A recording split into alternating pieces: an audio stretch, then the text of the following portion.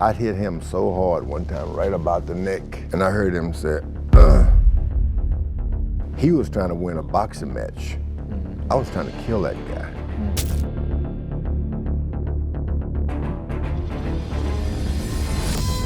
George Foreman has never been one to hold back his thoughts, but what he finally said about Muhammad Ali has left fans absolutely fuming. For decades, Foreman has spoken highly of his legendary rival, praising Ali's skill, heart, and the unforgettable rumble in the jungle. But now, in a shocking turn of events, he has spoken up in a way no one saw coming, revealing something so strange that even longtime boxing enthusiasts are struggling to make sense of it. What could Foreman have possibly said that's sparking outrage among fans? Has he changed his tune on the man who handed him his most famous defeat? Or is there something deeper that no one ever knew? One thing's for sure, his words are making waves, and boxing fans aren't taking it lightly. Stick around, because this revelation might just change everything you thought you knew. The Rumble in the Jungle, a fight that shook the world. Few fights in boxing history carry the weight of the Rumble in the Jungle. Held on October 30, 1974 in Kinshasa, Zaire, now the Democratic Republic of the Congo. This wasn't just any championship bout.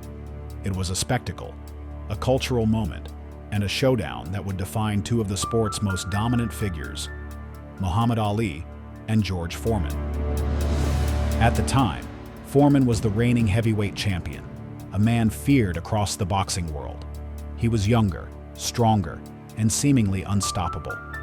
Having destroyed legends like Joe Frazier and Ken Norton, both of whom had given Ali serious trouble, Foreman entered the fight as the heavy favorite. Most experts believed Ali stood no chance. He was past his prime, they said. He didn't have the power to withstand Foreman's devastating punches. Some even feared for Ali's safety. But Ali was never one to follow the script.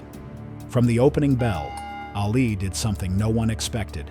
He leaned against the ropes and let Foreman hit him. Punch after punch, Foreman threw his legendary power shots, pounding away at Ali's body. The crowd, many of whom were rooting for Ali, watched in shock. Was Ali crazy? Had he miscalculated? Foreman was known for his ability to end fights with a single punch, yet Ali seemed to be welcoming the onslaught. This was the birth of Ali's now famous rope-a-dope strategy. Instead of standing toe-to-toe with Foreman, Ali absorbed the punishment, allowing Foreman to punch himself out. And with each thunderous blow, Foreman expended more and more energy. What the champion didn't realize was that Ali wasn't just surviving, he was studying. He was listening to the rhythm of Foreman's punches, feeling the power behind them, and waiting for the perfect moment to strike back. And then, in the 8th round, that moment came. By the time the fight reached the 8th round, Foreman was exhausted. The energy that had once made him a terrifying force in the ring was now betraying him. Ali, still fresh, saw his opening. With a sudden burst of speed, Ali came off the ropes and unleashed a flurry of precise punches. Foreman, dazed and stumbling, could do nothing as Ali delivered the final combination. And then, in a moment that would be replayed for generations, Foreman collapsed to the canvas. The world held its breath. The invincible champion, the man who had bulldozed through his competition, was on the ground, and he wasn't getting up. The referee counted him out, and Muhammad Ali, against all odds, had reclaimed the heavyweight title. But at what cost? Foreman would soon find out just how insane things could get. The controversy that haunted Foreman for years. Muhammad Ali's victory over George Foreman in the Rumble in the Jungle wasn't just a win. It was a defining moment in sports history. The world watched in awe as Ali, the supposed underdog, defied the odds and reclaimed his title. But while millions celebrated, not everyone was satisfied. For years, the Rumble in the Jungle has been surrounded by controversy, with many questioning whether Foreman was unfairly sabotaged. The debate hasn't just been about the fight itself, it's been about everything leading up to it, from the conditions of the ring to the psychological battle waged long before the first punch was thrown. One of the most hotly debated topics surrounding the fight is the issue of the ring's surface. Foreman has long maintained that the canvas in Zaire was unusually soft, making it nearly impossible for him to plant his feet and unleash his full punching power. To understand why this mattered so much, it's important to know what made Foreman so dangerous in the first place. He wasn't just a hard hitter. He was a devastating puncher. His knockout power came from his ability to plant his feet, shift his weight, and drive his punches with full force. But in Kinshasa, Foreman claimed the softness of the canvas stole this advantage from him. He later revealed that when he stepped into the ring that night, something felt off. The surface wasn't as firm as he was used to, and he struggled to gain the solid footing he needed. In his mind, this wasn't an accident. It was intentional. They knew that if I couldn't set my feet properly, I couldn't generate my power, Foreman said years later. I felt like I was fighting in quicksand. This theory has been a topic of debate among boxing historians. Some believe Foreman was simply making excuses, while others argue that the conditions did, in fact, play a role in his defeat. To this day, no one knows for sure whether the canvas was altered to slow Foreman down, but the suspicion has never gone away. Another major controversy surrounds the referee's count when Foreman hit the canvas in the 8th round. After absorbing a brutal combination from Ali, Foreman collapsed to the mat, exhausted and dazed. The referee, Zach Clayton, began his count. But Foreman has always claimed that the count was too fast, that he wasn't given a fair chance to recover and get back on his feet. Boxing analysts have pored over footage of the fight for decades, trying to determine whether Foreman had a case. Some agree that the count was quick, arguing that had Clayton counted more slowly, Foreman might have been able to continue. Others believe that Foreman was simply too fatigued, that even if he had been given extra seconds, he wouldn't have been able to survive another round. Regardless of which side people take, one thing is certain: Foreman never forgot that moment. It haunted him for years, making it difficult for him to accept the loss. I always thought, if only I had a few more seconds, Foreman admitted. I wasn't knocked out. I was exhausted. And maybe, just maybe, if I had been given a little more time, things could have gone differently. But perhaps the most devastating blow Foreman suffered wasn't a punch. It was Ali's words. From the moment the fight was announced, Ali went on the attack. Not in the ring, but in Foreman's mind. He called Foreman slow, clumsy, robotic. He mocked his fighting style, calling him an amateur compared to the legends he had faced before. He claimed that Foreman's previous opponents had been hand-picked, and that he wasn't a real champion until he fought Ali. Foreman, who had built his career on intimidation, wasn't used to being on the receiving end of mind games. In every fight before this, he was the one feared. His reputation as a destroyer had been enough to break most of his opponents before they even stepped in the ring. But Ali? Ali laughed at him. He made jokes, danced around the press conferences, and acted as if the fight was nothing more than a formality. And the more Ali taunted, the more it got under Foreman's skin. In hindsight, Foreman admitted that Ali's psychological warfare was just as important as his physical strategy. He later confessed, "I spent so much energy being angry at Ali that by the time the fight started, I was already half beaten."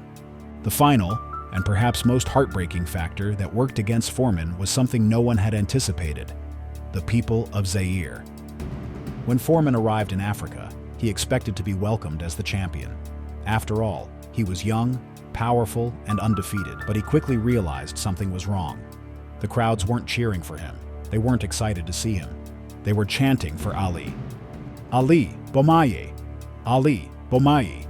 Ali, kill him! The chants echoed through the stadium, a relentless reminder that Foreman wasn't just fighting Ali, he was fighting an entire country. Ali, always a master of showmanship, had connected with the people of Zaire in a way Foreman hadn't. He embraced their culture, spent time with them, and positioned himself as a hero of the people. Foreman, on the other hand, was seen as an outsider, a distant, towering force with no real connection to the local community. This took a toll on Foreman's psyche. He later admitted that he felt isolated, abandoned, and completely alone in the ring that night. The overwhelming support for Ali made him question everything. "For the first time in my life," Foreman recalled, "I felt like the villain." When the fight ended, Foreman wasn't just physically defeated, he was mentally broken. He had entered as the invincible champion, the most feared man in boxing. He left as the man who had been outsmarted, outlasted, and ultimately humiliated. For years, he struggled to come to terms with the loss. He wrestled with anger, resentment, and self-doubt. It wasn't just about losing a title. It was about losing the image he had built for himself. "I wasn't just beaten in that fight," Foreman later said. "I was exposed." For a long time, he couldn't let go of the bitterness. But as the years passed, something changed. He stopped looking at the fight as a moment of defeat and started seeing it as a lesson. And in time, he came to a shocking conclusion. Losing to Muhammad Ali was the best thing that ever happened to me. That revelation, however, would take years to fully embrace. And George Foreman would come to learn that the greatest of friendships are forged from the fiercest of flames. From rivals to brothers. When the final bell rang in Kinshasa on October 30, 1974, George Foreman and Muhammad Ali were far from friends. One was a humbled champion, the other a triumphant warrior, and their paths seemed destined to remain forever divided. But time has a way of healing wounds, and what started as a bitter loss for Foreman transformed into one of the most powerful friendships in sports history. Foreman had entered the ring that night believing he was invincible.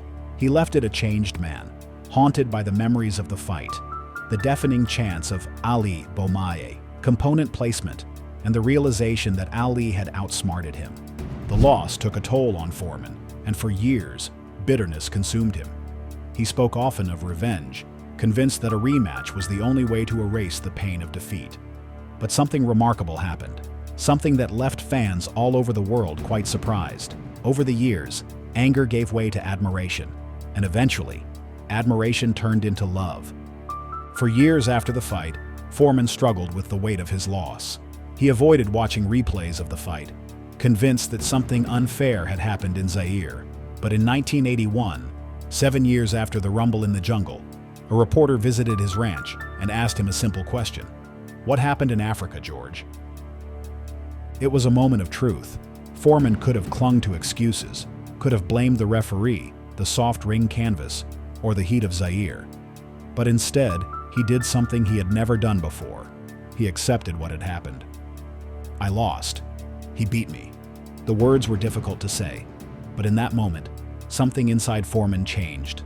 For the first time since the fight, he let go of his resentment. The desire for revenge, the bitterness, the anger, it all faded. And with that acceptance came an unexpected realization. Muhammad Ali wasn't his enemy. Ali was his brother. As the years passed, Foreman and Ali's relationship transformed. What had once been a fierce rivalry evolved into something deeper, something more meaningful. The two men, once at opposite ends of the ring, began sharing laughs, memories, and most importantly, mutual respect. Foreman often spoke about how his perception of Ali changed. He admitted that for years he had misunderstood him. As a young fighter, he saw Ali as a loudmouth, a showman who thrived on taunting his opponents. But as he got to know him, he realized that Ali's words were never meant to be malicious. His trash talk wasn't personal, it was part of the game. And the more Foreman reflected on their fight, the more he began to admire Ali's brilliance. He once described the fight in Zaire as the most clever thing ever done in sports, acknowledging that Ali had beaten him, not just with his fists, but with his mind. The 1996 Oscars, a touching moment. One of the most emotional moments in their friendship came in 1996 at the Academy Awards. The film When We Were Kings, a documentary about the rumble in the jungle, had been nominated for, and later won, an Oscar. My colleague in this enterprise will now reveal the winner. The Oscar goes to When We Were Kings, Leon Gass and David Sonnenberg. By this time, Ali was battling Parkinson's disease, a cruel illness that had robbed him of his once boundless energy. When it came time to accept the award, Ali struggled to walk up the steps. It was a heartbreaking sight.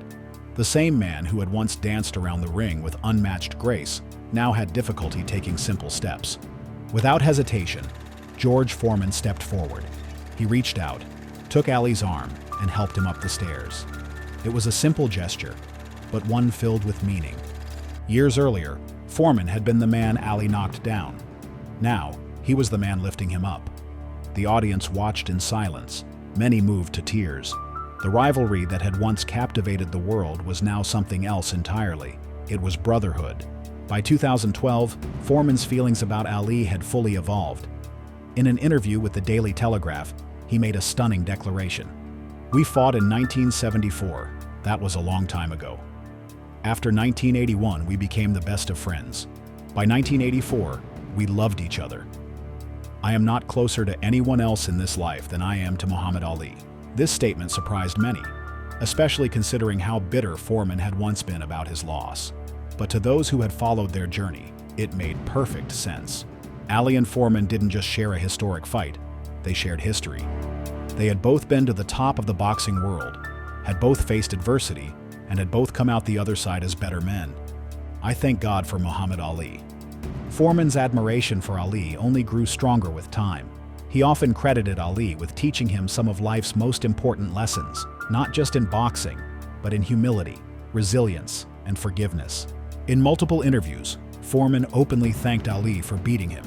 He called that loss the best thing that ever happened to him, saying it forced him to grow, to evolve, and to find peace within himself.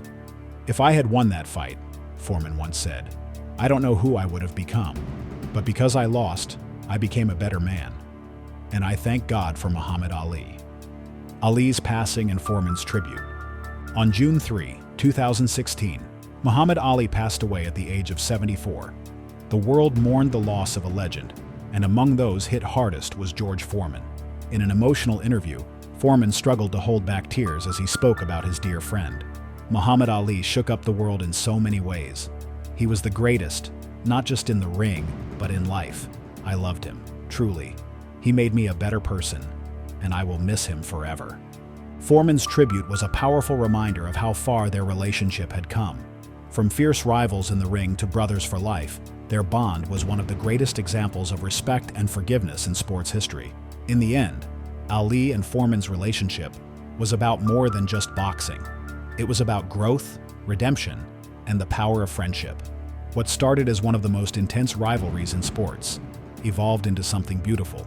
Two men who, despite their differences, found common ground in mutual respect and love. Foreman once put it best: Muhammad Ali was more than a fighter. He was a gift to all of us, and I was lucky enough to call him my friend. Their story serves as a reminder that even the fiercest of battles can lead to the deepest of friendships. And in the case of George Foreman and Muhammad Ali, what started as a fight for a title became a lifelong bond that no loss, no victory, and no amount of time could ever erase. Well, what then is the thing that Foreman said that left Muhammad Ali and fans fuming? Buckle up, for this will shock you. George Foreman's confession that left fans furious. For years, the Rumble in the Jungle was remembered as Muhammad Ali's greatest triumph. But decades after that legendary night in Zaire, George Foreman made a revelation that stunned the boxing world and left fans fuming. Foreman admitted that when he stepped into the ring with Ali that night, he had only one thing on his mind: Muhammad Ali was not to fight again. The statement sent shockwaves through the boxing community. Had Foreman truly meant to take Ali's life? The idea of such a brutal intention horrified many. But before the outrage could spiral further, Foreman clarified. He didn't mean literally kill Ali. He meant he wanted to destroy him in the ring, to hit him with such force that Ali would never get back up. "I wanted to put him down so hard that he'd never get up again," Foreman later explained. "I wanted to break him." But the way he initially framed it, bold, unfiltered, and with a hint of arrogance, rubbed fans the wrong way. Even Muhammad Ali himself was reportedly taken aback by the revelation. Some fans saw it as a sign of Foreman's old cockiness resurfacing, a remnant of the young, destructive champion who believed he was untouchable. Others thought it was unnecessary bravado, an attempt to rewrite history and make himself seem more menacing than he was. Foreman, however, didn't shy away from the truth. He acknowledged that, at the time, he was drunk on his own greatness. He had bought into the hype surrounding his name, believing himself to be unbeatable. "I was young, strong, and I thought I was invincible," he admitted. "I had knocked out every man they put in front of me. I thought Ali would be no different." But the irony of it all, the very thing Foreman had wanted to do to Ali, the complete destruction, was what the crowd in Zaire was chanting for Ali to do to him. "Ali Bomaye, Ali Bomaye." That moment became a cruel twist of fate. Foreman had entered the ring planning to completely dismantle Ali, only to find himself on the receiving end of an entire nation's cry for his own downfall. And by the end of that fight, it was he who was laid out on the canvas, struggling to rise. Looking back, Foreman admitted that the fight was a turning point in his life. Not just in boxing, but in everything. He had been humbled in a way he never expected, forced to confront the limits of his power. And in that humility, a transformation began. Over time, The bitterness and resentment he felt after the loss faded, and in its place, something beautiful grew, a friendship with Muhammad Ali that would last a lifetime. The two warriors who had once stood on opposite sides of history became the closest of friends.